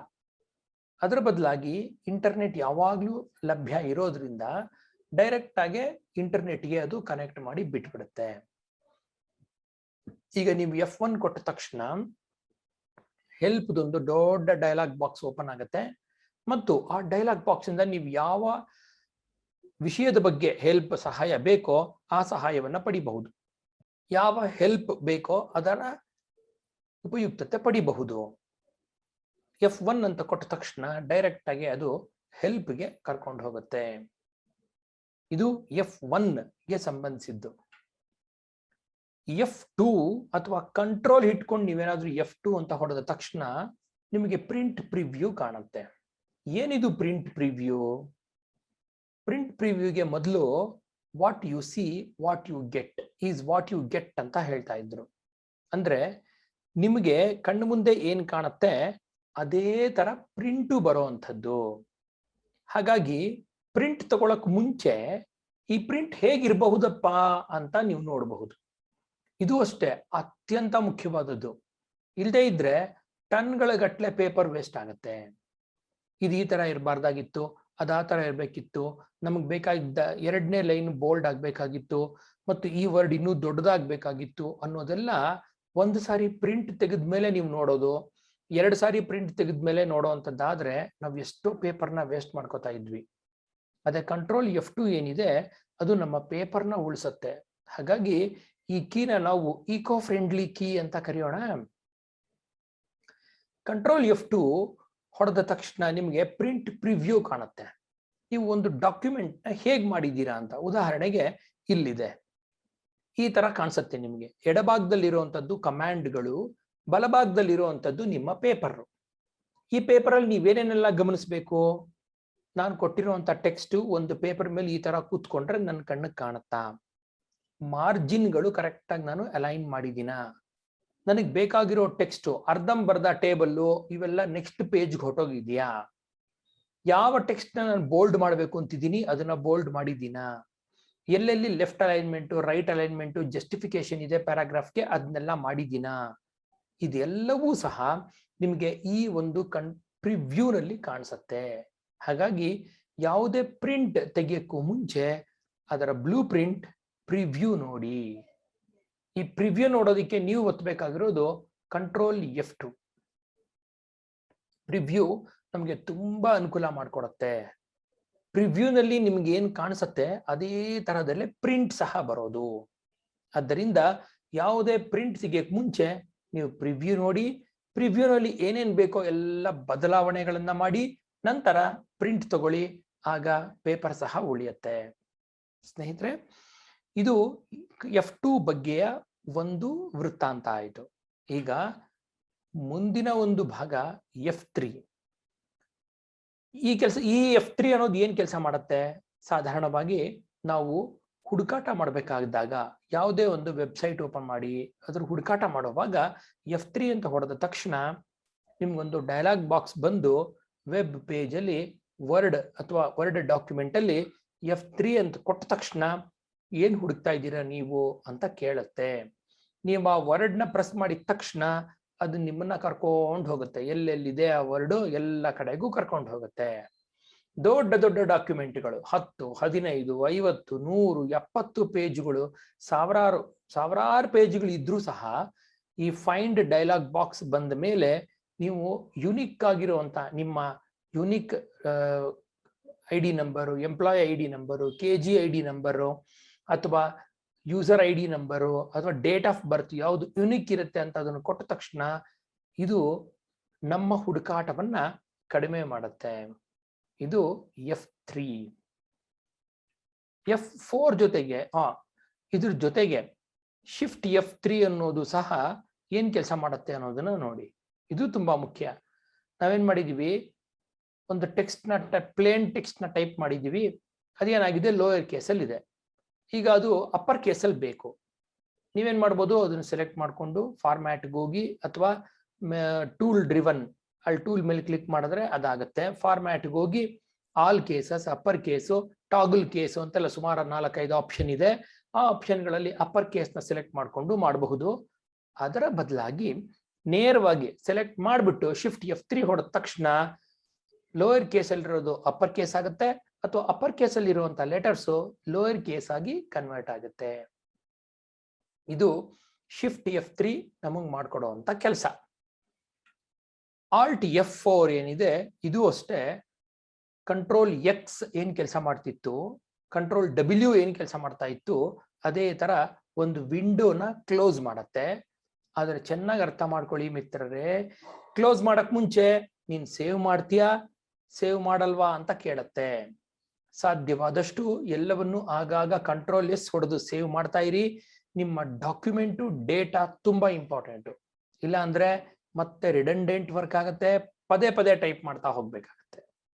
ಆಲ್ಟ್ F4 ಅಂತ ಹೊಡೆದ ತಕ್ಷಣ ಎಲ್ಲ ಕ್ಲೋಸ್ ಆಗತ್ತೆ. F5 ಈಗ ಕಂಪ್ಯೂಟರ್ ಅಲ್ಲಿ ಕೆಲಸ ಮಾಡ್ತಾ ಇದೀವಿ, ಇದ್ದಕ್ಕಿದ್ದಂಗೆ ಏನಾಯ್ತು, ಸ್ಟ್ರಕ್ ಆದಂಗಾಯ್ತು. ಆಗ ನೀವು F5 ಅಂತ ಹೊಡೆದ ತಕ್ಷಣ ಅದು ರಿಫ್ರೆಶ್ ಆಗ್ಬಿಡುತ್ತೆ. ನಾವೇನೋ ರಿಫ್ರೆಶ್ ಆಗಕ್ಕೆ ಒಂದು ರಿಫ್ರೆಶ್ಮೆಂಟ್ ಜ್ಯೂಸೋ ಅಥವಾ ಇನ್ನೇನೋ ಒಂದು ತಿಂತೀವಿ. ಅದ್ರ ಒಂದು ಕಂಪ್ಯೂಟರ್ ರಿಫ್ರೆಶ್ ಆಗಕ್ಕೆ ಏನ್ ಮಾಡ್ಬೇಕು, ಅದಕ್ಕೆ F5 ಹೊಡಿಬೇಕು ಅಷ್ಟೇ. F5 ಅನ್ನೋದು ಕಂಪ್ಯೂಟರ್ನ ತಾಕತ್ತಿದ್ದವ. ಅದಕ್ಕೆ F5 ಹೊಡೆದ ತಕ್ಷಣ ರಿಫ್ರೆಶ್ ಆಗ್ಬಿಡುತ್ತೆ. ನೀವು ವಿಂಡೋಸ್ ಅಲ್ಲಿರಿ ಅಥವಾ ಎಲ್ಲಾದ್ರೂ ಒಂದ್ ಕಡೆ ಇದ್ದಾಗ ನೀವು F5 ಹೊಡೆದ್ರೆ ರಿಫ್ರೆಶ್ ಆಗುತ್ತೆ, ಮೆಮೊರಿ ರಿಫ್ರೆಶ್ ಆಗುತ್ತೆ, ಅಲ್ಲಿ ಕೇಶ್ ರಿಫ್ರೆಶ್ ಆಗುತ್ತೆ, ಅಲ್ಲೊಂದು ಕ್ಲಾರಿಟಿ ಸಿಗುತ್ತೆ. ಹಾಗೆ ಇದೇ F5 ನ ನೀವೇನಾದ್ರೂ ವರ್ಡ್ ಅಲ್ಲಿ ಹೊಡೆದಿದ್ದೀರಾ ಅಂದ್ರೆ ಸರ್ಚ್ ಅಥವಾ ಫೈಂಡ್ ಟೂಲ್ ಬಾರ್ ಓಪನ್ ಆಗುತ್ತೆ, ಒಂದು ಡೈಲಾಗ್ ಬಾಕ್ಸ್ ಓಪನ್ ಆಗುತ್ತೆ. ಅಲ್ಲಿ ನೀವು ಸರ್ಚ್ ಅಥವಾ ಫೈಂಡ್ ಟೂಲ್ ಬಾರ್ನ ನೋಡ್ಬೋದು. ಮತ್ತೆ ಆ ಡಾಕ್ಯುಮೆಂಟ್ ಅಲ್ಲಿ ಏನ್ ಹುಡುಕ್ತಾ ಇದ್ದೀರಾ ಅದನ್ನ ಹುಡುಕ್ಬೋದು. ಒಂದ್ ವೇಳೆ ನೀವು ಪವರ್ ಪಾಯಿಂಟ್ ಅಲ್ಲಿ ಇದ್ರೆ ನಿಮ್ಗೆಲ್ಲ ಗೊತ್ತಿರುವಂತದ್ದೇ, ಪವರ್ ಪಾಯಿಂಟ್ ಅಲ್ಲಿ ಹೋದ ತಕ್ಷಣ F5 ಹೊಡೆದ್ರೆ ಈಗಾಗಲೇ ಇರುವಂತ ಪವರ್ ಪಾಯಿಂಟ್ ಮೂವಿ ತರ ಒಂದೊಂದಾಗಿ ಸ್ಲೈಡ್ಗಳನ್ನ ಬಿಟ್ಕೊಟ್ಟು ಸ್ಲೈಡ್ ಶೋ ಶುರು ಮಾಡುತ್ತೆ. ಈಗ ಈ ಒಂದು ವಿಡಿಯೋಗೂ ಸಹ ನಾನು ಪವರ್ ಪಾಯಿಂಟ್ ಪ್ರೆಸೆಂಟೇಶನ್ ಮಾಡ್ಕೊಂಡಿದ್ದೀನಿ. ಆ ಪವರ್ ಪಾಯಿಂಟ್ ಪ್ರೆಸೆಂಟೇಶನ್ ಅಲ್ಲಿ F5 ಹೊಡೆದು ನಾನು ಸ್ಲೈಡ್ ಶೋ ರನ್ ಮಾಡ್ತಾ ಇದ್ದೀನಿ. ನಾನು ಒಂದು ಕೀ ಪ್ರೆಸ್ ಮಾಡದ ಹೊರತು ನನಗೆ ಮುಂದಿನ ಸ್ಲೈಡ್ ಕಾಣಿಸೋದಿಲ್ಲ. ಹಾಗಾಗಿ ನಾನು ಈಗ ಒಂದು ಕೀ ಪ್ರೆಸ್ ಮಾಡಿದ್ರೆ ಅಥವಾ ಮೌಸ್ ಕ್ಲಿಕ್ ಮಾಡಿದ್ರೆ ಮುಂದೆ ಹೋಗಕ್ಕೆ ನನಗೆ ಅನುಕೂಲ ಮಾಡಿಕೊಟ್ಟಿರೋದು F5.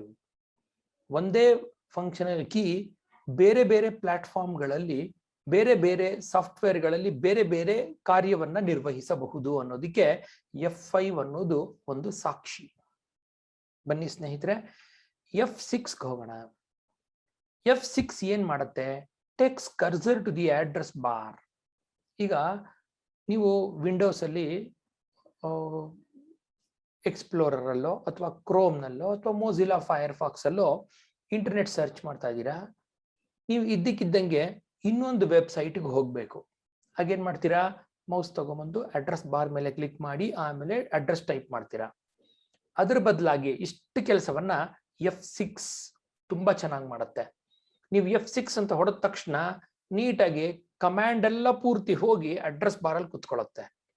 F6 ಹೊಡೆದ್ಬಿಟ್ಟು ನಿಮ್ಗೆ ಎಲ್ಲಿಗೆ ಬೇಕೋ ಅಲ್ಲಿಗೆ ನೀವು ಟೈಪ್ ಮಾಡ್ಕೊಂಡು ಹೊರಟೋಗ್ಬೋದು.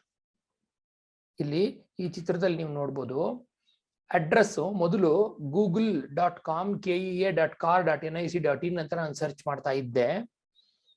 ನಾನು F6 ಹೊಡೆದ ತಕ್ಷಣ ಏನಾಯ್ತು, ಅಡ್ರೆಸ್ ಬಾರ್ ಬ್ಲೂ ಕಲರ್ ಆಗಿರೋದು ನೀವು ನೋಡ್ಬೋದು. ಅಂದ್ರೆ ಅದು ಸೆಲೆಕ್ಷನ್ ಬಂತು. ಆಮೇಲೆ ನೀವು ಟೈಪ್ ಮಾಡಿಬಿಟ್ರೆ ನೀಟಾಗಿ ಆ ಒಂದು ವೆಬ್ಸೈಟ್ಗೆ ಹೊರಟೋಗಬಹುದು. F6 ನಮ್ಮ ಕೆಲಸವನ್ನ ಹುಡುಕಿ ಮತ್ತೆ ಅಡ್ರೆಸ್ ಬಾರ್ ತಗೊಂಡ್ಬಂದು ಕೂತ್ಕೊಳ್ಳೋ ಕೆಲಸವನ್ನ ಕಡಿಮೆ ಮಾಡತ್ತೆ. ನಿಮ್ಮನ್ನ ಯಾವ ಅಡ್ರೆಸ್ಗೆ ಬೇಕಾದ್ರೂ ತಗೊಂಡು ಹೋಗೋದಿಕ್ಕೆ ಅಡ್ರೆಸ್ ಬಾರ್ಗಳನ್ನ ಎಕ್ಸ್ಪ್ಲೋರರ್ ಅಥವಾ ಯಾವುದೇ ತರಹದ ಇಂಟರ್ನೆಟ್ ಗೇಟ್ ವೇಗಳಲ್ಲಿ ಕೊಡ್ತಾರೆ. ಅಂತ ಇಂಟರ್ನೆಟ್ ಗೇಟ್ ವೇಗಳು ಇಂಟರ್ನೆಟ್ ಎಕ್ಸ್ಪ್ಲೋರರ್ ಆಗ್ಬೋದು, ಮೈಕ್ರೋಸಾಫ್ಟ್ ಎಡ್ಜ್ ಆಗ್ಬೋದು, ಗೂಗಲ್ ಕ್ರೋಮ್ ಆಗ್ಬೋದು, ಅಥವಾ ಮೊಜಿಲ್ಲಾ ಫೈರ್ಫಾಕ್ಸ್ ಆಗ್ಬೋದು, ಅಥವಾ ಇನ್ಯಾವುದೇ ವೆಬ್ ಅಸೋಸಿಯೇಷನ್ಗೆ ಅನುಕೂಲ ಆಗುವಂತ ಸಾಫ್ಟ್ವೇರ್ಗಳು ಆಗಬಹುದು. ಬನ್ನಿ ನಮ್ಮ ಮುಂದಿನ ಒಂದು ನಮ್ಮನ್ನ ಕಾಪಾಡುವಂತ, ನಮ್ಮ ತಪ್ಪುಗಳನ್ನ ನಾವೇ ತಿದ್ದುಕೊಳ್ಳಕ್ಕೆ ನಮ್ಗೆ ಅನುಕೂಲ ಮಾಡಿಕೊಡುವಂತ ಒಂದು ಶಾರ್ಟ್ಕಟ್ ಕೀ F7. ವರ್ಡ್ ಅಲ್ಲಿ ಒಂದು ಡಾಕ್ಯುಮೆಂಟ್ ಅಲ್ಲಿ ಟೈಪ್ ಮಾಡಿದೀವಿ, ಎಲ್ಲ ಆಗಿದೆ, ಇನ್ನೇನ್ ಪ್ರಿಂಟ್ ತೆಗೆದು ಸಬ್ಮಿಟ್ ಮಾಡಬೇಕು. ಆಗ ಹೊಳೆಯುತ್ತೆ, ಅರೆ ಎಲ್ಲಾ ಸ್ಪೆಲ್ಲಿಂಗು ನಾನು ಕರೆಕ್ಟ್ ಆಗಿ ಮಾಡಿದ್ನಾ, ಎಲ್ಲಾದ್ರೂ ತಪ್ಪಾಗಿದ್ಯಾ, THE ಅಂತ ಹೊಡೆಯುವಾಗ TEH ಅಂತ ಆಗಿರುವಂತ ಸಂದರ್ಭಗಳು ಇದ್ದೇ ಇರುತ್ತೆ. ಇವೆಲ್ಲವನ್ನು ಕ್ವಿಕ್ ಆಗಿ ಚೆಕ್ ಮಾಡಬೇಕು ಅಂದ್ರೆ ಏನ್ ಮಾಡ್ಬೇಕು? ಸ್ಪೆಲ್ ಚೆಕ್ ಮಾಡಬೇಕು. ಈ ಸ್ಪೆಲ್ ಚೆಕ್ ಮಾಡೋದಕ್ಕೆ ನಮ್ಗೆ ಅನುಕೂಲ ಕಲ್ಪಿಸುವಂತ ಈ ಒಂದು ಶಾರ್ಟ್ಕಟ್ ಕೀ F7. ನೀವು F7 ಅಂತ ಹೊಡೆದ ತಕ್ಷಣ ನಿಮ್ಮ ಡಾಕ್ಯುಮೆಂಟ್ ನ ಮೊದಲನೇ ಭಾಗಕ್ಕೆ ಹೋಗಿ ಅಲ್ಲಿಂದ ಸ್ಪೆಲ್ಲಿಂಗ್ ಚೆಕ್ ಮಾಡಕ್ಕೆ ಶುರು ಮಾಡುತ್ತೆ. ನಾವು ಕೊಟ್ಟಿರುವಂತ ನೌನ್ ಅದು ಯಾವುದಕ್ಕೂ ಅದಕ್ಕೆ ಅರ್ಥ ಆಗಲ್ಲ, ಹಾಗಾಗಿ ಅದು ತಪ್ಪು ಅಂತ ತೋರಿಸ್ತಾ ಇರುತ್ತೆ. ನೀವು ಅದನ್ನ ಇಗ್ನೋರ್ ಮಾಡ್ಕೊಂಡು ಮುಂದೆ ಹೋಗ್ಬೋದು. ಎಷ್ಟೋ ವೇಳೆ ನಾವು ಕರೆಕ್ಟ್ ಆಗಿ ಟೈಪ್ ಮಾಡಿದೀವಿ ಅಂತ ಮಾಡ್ಕೊಂಡು ಹೋಗ್ತಾ ಇರ್ತೀವಿ, ಆದ್ರೂ ಸುಮಾರು ತಪ್ಪುಗಳಾಗಿರುತ್ತೆ. ಅಂತ ತಪ್ಪುಗಳನ್ನೆಲ್ಲ ತಿದ್ಕೊಳ್ಳೋದಿಕ್ಕೆ ನಮ್ಗೆ F7 ತುಂಬಾ ಅನುಕೂಲ ಮಾಡಿಕೊಡುತ್ತೆ. ಕಂಟ್ರೋಲ್ S ನಮ್ಮನ್ನ ಹೇಗ್ ಸೇವ್ ಮಾಡುತ್ತೆ, F7 ಸಹ ಹಾಗೆ ನಮ್ಮನ್ನ ಸೇವ್ ಮಾಡುತ್ತೆ. ಆದ್ದರಿಂದ ಯಾವುದೇ ಡಾಕ್ಯುಮೆಂಟ್ ನ ಪ್ರಿಂಟ್ ತೆಗೆಯಕ್ಕೆ ಮುಂಚೆ ಅದರ F7 ಹೊಡಿರಿ, ಅದರಲ್ಲಿರುವಂತಹ ಸಣ್ಣ ಪುಟ್ಟ ತಪ್ಪುಗಳನ್ನ ತಿದ್ದಿ ನಂತರ ಪ್ರಿಂಟ್ ತಗೊಳ್ಳಿ. ಆಗ ತಪ್ಪುಗಳ ಸಂಖ್ಯೆ ತುಂಬಾ ಕಡಿಮೆ ಆಗುತ್ತೆ. ಇದಿಷ್ಟು F7 ನ ಫೀಚರ್ಸ್. ನೀವು ಇದನ್ನ MS ವರ್ಡ್ ಅಲ್ಲಿ ಯೂಸ್ ಮಾಡಬಹುದು, ಪವರ್ ಪಾಯಿಂಟ್ ಅಲ್ಲೂ ಸಹ ಯೂಸ್ ಮಾಡಬಹುದು. ಇದು ಸ್ಪೆಲ್ಲಿಂಗ್ ನ ಒಂದು ಟೂಲ್ ಬಾರ್, ಒಂದು ಡೈಲಾಗ್ ಬಾಕ್ಸ್. ಇದರಲ್ಲಿ test.this ಅನ್ನೋದು ಡಿಕ್ಷನರಿನಲ್ಲಿ ಇಲ್ಲ ಅಂತ ತೋರಿಸ್ತಾ ಇದೆ. ಅದನ್ನ ಚೇಂಜ್ ಟು ಅಂತ ನಿಮ್ಗೆ ಸಜೆಷನ್ ಕೊಡುತ್ತೆ. ನೀವೇನ್ ಮಾಡ್ಬೋದು, ಅದನ್ನ ಚೇಂಜ್ ಮಾಡ್ಬೋದು, ಇಲ್ಲ ಕ್ಲೋಸ್ ಮಾಡ್ಬಿಟ್ಟು ಮುಂದೆ ಹೋಗ್ಬೋದು. ಅಥವಾ ನೀವು ಪದೇ ನೀವು ಯಾವುದೋ ಒಂದು ವರ್ಕ್ ಮಾಡ್ತಾ ಇರ್ತೀರಾ, ಯಾವುದೊಂದು ಪ್ರಾಜೆಕ್ಟ್ ಮೇಲೆ ವರ್ಕ್ ಮಾಡ್ತಾ ಇರ್ತೀರಾ, ಪದೇ ಒಂದು ಪದವನ್ನ ಉಪಯೋಗಿಸ್ತಾ ಇರ್ತೀರಾ, ಅಥವಾ ಹಲವಾರು ಪದಗಳನ್ನ ಉಪಯೋಗಿಸ್ತಾ ಇರ್ತೀರಾ. ಆ ಪದಗಳು ಈ ಕಂಪ್ಯೂಟರ್ ಗೊತ್ತಿರಲ್ಲ, ಬಿಕಾಸ್ ಅದು ಡಿಕ್ಷನರಿ ಆಡ್ ಆಗಿರಲ್ಲ. ಹಾಗೆ ನೀವೇನ್ ಮಾಡ್ಬೋದು, ಆ ಪದಗಳನ್ನು ಸಹ ಡಿಕ್ಷನರಿಗೆ ಆಡ್ ಮಾಡ್ಕೋಬಹುದು. ಆಗ ಡಿಕ್ಷನರಿನಲ್ಲಿರೋ ವರ್ಡ್ ನ ಮತ್ತು ನೆಕ್ಸ್ಟ್ ಟೈಮ್ ಅದೇ ವರ್ಡ್ ಅನ್ನ, ಉದಾಹರಣೆಗೆ ಸೈಕಾಲಜಿ ಅಂತ ಅನ್ಕೊಳ್ಳಿ, ನೀವು ಸೈಕಾಲಜಿ ಮೇಲೆ ಒಂದು ದೊಡ್ಡ ಪ್ರಾಜೆಕ್ಟ್ ಮಾಡ್ತಾ ಇದ್ದೀರಾ, ಬೇಕಾದಷ್ಟು ಟೈಪ್ ಮಾಡ್ತಾ ಹೋಗ್ತಾ ಇರ್ತೀರಾ. ನೀವು ಕರೆಕ್ಟ್ ಸ್ಪೆಲ್ಲಿಂಗ್ ಸೈಕಾಲಜಿ ಅನ್ನೋದನ್ನ ಡಿಕ್ಷನರಿಗೆ ಆಡ್ ಮಾಡಿರ್ತೀರಾ. ಮುಂದೆ ಇನ್ನೆಲ್ಲೋ ಪದ ಬರೆಯುವಾಗ PY ಅಥವಾ SYCHO ಅಂತ ಬರೆದು ಬಿಟ್ಟಿರ್ತೀರಾ ಅಂತ ಅನ್ಕೊಳ್ಳಿ. ಆಗ ಅದು ಹಿಡ್ಕೊಳತ್ತೆ, ಈ ವರ್ಡ್ ಸೈಕಾಲಜಿ ಅನ್ನೋದು ಈ ತರ ಇತ್ತು, ಇಲ್ಲಿ ಹೀಗಿದೆ, ಏನ್ ಮಾಡ್ಲಿ, ಉಳಿಸ್ಲಾ ಬೇಡವಾ ಅಂತ ಕೇಳುತ್ತೆ. ನೀವು ಅದನ್ನ ಅಕಾರ್ಡಿಂಗ್ ಆಗಿ ಕಂಟಿನ್ಯೂ ಮಾಡ್ಕೊಂಡು ಹೋಗ್ಬೋದು. ನಮ್ಮ ಮುಂದಿನ ಒಂದು ಕೀ F8 ಅಥವಾ safe mode Windows. Safe mode Windows ಅಂದ್ರೆ ಏನು ಅಂತ ಒಂದು ಪ್ರಶ್ನೆ ಬರುತ್ತೆ. ಸಾಧಾರಣವಾಗಿ ಕಂಪ್ಯೂಟರ್ನ ನಾವೇನ್ ಮಾಡಬೇಕು, ಹೇಗೆ ಆನ್ ಮಾಡ್ತೀವಿ, ಆನ್ ಮಾಡಿದಾಗಿಂದ ಏನೇನೆಲ್ಲ ಕೆಲಸಗಳನ್ನ ಮಾಡುತ್ತೆ, ಆಫ್ ಮಾಡಿದಾಗ್ಲೂ ಅದರ ವಾಪಸ್ ಪ್ರಾಸೆಸ್ಗಳು ನಿಧಾನವಾಗಿ ಆಗಬೇಕು. ಇಲ್ಲದೆ ಇದ್ರೆ ಅಬ್ರಪ್ಟ್ ಆಗಿ ಏನಾದ್ರೂ ನಿಮ್ಮ ಕಂಪ್ಯೂಟರ್ ಶಟ್ ಡೌನ್ ಆಯ್ತು ಅಂತಂದ್ರೆ ಅದು ರ್ಯಾಮ್ ಮೇಲೆ ಮತ್ತು SMPS ಮೇಲೆ, ಫ್ಯಾನ್ಗಳ ಮೇಲೆ, ಮದರ್ ಬೋರ್ಡ್ ಮೇಲೆ, ಮೆಮೊರಿ ಮೇಲೆ, ಹಾರ್ಡ್ ಡಿಸ್ಕ್ ಮೇಲೆ ಮತ್ತು ಅಲ್ಟಿಮೇಟ್ಲಿ ನಿಮ್ಮ ಪೆಂಟಿಯಂ ಪ್ರಾಸೆಸರ್ ಮೇಲೆ ಪ್ರಭಾವ ಬೀರುತ್ತೆ. ಹಾಗಾಗಿ ನಾವೇನ್ ಮಾಡಬೇಕು, ಕರೆಕ್ಟ್ ಆಗಿ ಅದನ್ನ ಶಟ್ ಡೌನ್ ಮಾಡಬೇಕು. ಆದ್ರೂ 2-3 ಸರಿ ಕರೆಂಟ್ ಹೋಯ್ತು, UPS ಇಲ್ಲ, ಶಟ್ ಡೌನ್ ಆಗೋಗಿದೆ ಅಂತಂದ್ರೆ ಈ ಕಂಪ್ಯೂಟರ್ ಏನ್ ಮಾಡುತ್ತೆ, ಮುಂದೆ ಅದೆಲ್ಲ ತನ್ನ ರೆಕಾರ್ಡ್ಸ್ನೆಲ್ಲ ಒಂದ್ ಕಡೆಗೆ ಸೆಟ್ ಮಾಡ್ಕೋಬೇಕು ಅಂತ ಸೇಫ್ ಮೋಡಲ್ ರನ್ ಮಾಡಕ್ ಶುರು ಮಾಡುತ್ತೆ. ಸೇಫ್ ಮೋಡಲ್ ರನ್ ಮಾಡಿದಾಗ ಎಷ್ಟೋ ಅಪ್ಲಿಕೇಶನ್ಸ್ ರನ್ ಆಗಲ್ಲ. ಸೇಫ್ ಮೋಡ್ ಬಂದು ಅಲ್ಲಿಂದ ಮತ್ತೆ ನೀವೇನ್ ಮಾಡಬೇಕು, ಕರೆಕ್ಟ್ ಆಗಿ ಶಟ್ ಡೌನ್ ಮಾಡಿ ಮತ್ತೊಮ್ಮೆ ನಿಮ್ ಕಂಪ್ಯೂಟರ್ನ ಆನ್ ಮಾಡಿದ್ರೆ ಅದು ಸರಿಯಾಗಿ ಬೂಟ್ ಆಗಿ ಕರೆಕ್ಟ್ ವಿಂಡೋಸ್ ಫಾರ್ಮ್ಯಾಟಿಗೆ ಬಂದು ಕುತ್ಕೊಳ್ಳುತ್ತೆ. ಇಲ್ಲ ಕೆಲವೊಮ್ಮೆ ನಿಮ್ಗೆ ಸೇಫ್ ಅಲ್ಲಿ ನಾನು ವರ್ಕ್ ಮಾಡಬೇಕು, ಸೇಫ್ ಮೋಡ್ಗೆ ಹೋಗಿ ಆಮೇಲೆ ಅದನ್ನು ವಾಪಸ್ ತಂದು ಮಾಡಬೇಕು ಅನ್ನೋವಾಗ F8 ಹೊಡೆದಾಗ ಕಂಪ್ಯೂಟರ್ ಸೇಫ್ ಮೋಡ್ಗೆ ಹೋಗುತ್ತೆ. ಅದಾದ್ಮೇಲೆ ಮತ್ತೆ ನೀವು ಶಟ್ ಡೌನ್ ಮಾಡಿ ಆರ್ಡಿನರಿ ಮೋಡ್ಗೆ, ರೆಗ್ಯುಲರ್ ಮೋಡ್ಗೆ ತರಬಹುದು. ಇದು ಒಂಥರ ಡಿಫೆನ್ಸಿವ್ ಮೆಕ್ಯಾನಿಸಮ್ ಕಂಪ್ಯೂಟರ್ದು. ಶಿಫ್ಟ್ F9 ಇದು ಏನ್ ಕೆಲಸ ಮಾಡುತ್ತೆ, ಉದಾಹರಣೆಗೆ ನೀವು ಪವರ್ ಪಾಯಿಂಟ್ ಅಲ್ಲಿ ವರ್ಕ್ ಮಾಡ್ತಾ ಇದ್ದೀರಾ, ನಿಮ್ಗೆ ಒಂದೊಂದು ಬಾಕ್ಸ್ಗಳು, ಒಂದೊಂದು ಐಟಮ್ ಎಲ್ಲೆಲ್ಲಿ ಪ್ಲೇಸ್ ಮಾಡಬೇಕು ಅಂತ ಕರೆಕ್ಟ್ ಆಗಿ ಗೊತ್ತಾಗ್ಲಿಲ್ಲ ಅಂದ್ರೆ ಅಲ್ಲಿ ಗ್ರಿಡ್ ಲೈನ್ಸ್ ನ ನೀವು ಇನೇಬಲ್ ಮಾಡ್ಕೋಬಹುದು. ಆ ಗ್ರಿಡ್ ಲೈನ್ಸ್ ನ ಇನೇಬಲ್ ಮಾಡಿ ನೀವು ಒಂದೊಂದು ಬಾಕ್ಸ್ ಕರೆಕ್ಟ್ ಆಗಿ ಅಲೈನ್ಮೆಂಟ್ ಮಾಡಬಹುದು. ಅದಕ್ಕೆ ಶಿಫ್ಟ್ ಪ್ಲಸ್ F9 ಕೊಟ್ಟ ತಕ್ಷಣ ಏನಾಗುತ್ತೆ, ಗ್ರಿಡ್ ಲೈನ್ಸ್ ಅಪಿಯರ್ ಆಗುತ್ತೆ ಪವರ್ ಪಾಯಿಂಟ್ ಅಲ್ಲಿ. ಇಲ್ಲದೆ ಇದ್ರೆ ಇನ್ನೊಂದ್ಸರಿ ಶಿಫ್ಟ್ F9 ಹೊಡೆದ ತಕ್ಷಣ ಗ್ರಿಡ್ ಲೈನ್ಸ್ ಹೊರಟೋಗುತ್ತೆ. ಈ ಗ್ರಿಡ್ ಲೈನ್ಸ್ ನಮಗ್ ಮಾತ್ರ ಇರುವಂತದ್ದು ಪವರ್ ಪಾಯಿಂಟ್ ರನ್ ಆಗೋವಾಗ, ಅಂದ್ರೆ ಸ್ಲೈಡ್ ಶೋ ರನ್ ಆಗೋವಾಗ ಇದು ಕಾಣಿಸೋದಿಲ್ಲ. ಇದು F9 ನ ವಿಚಾರ. ಶಿಫ್ಟ್ F10 ಏನ್ ಕೆಲಸ ಮಾಡುತ್ತೆ?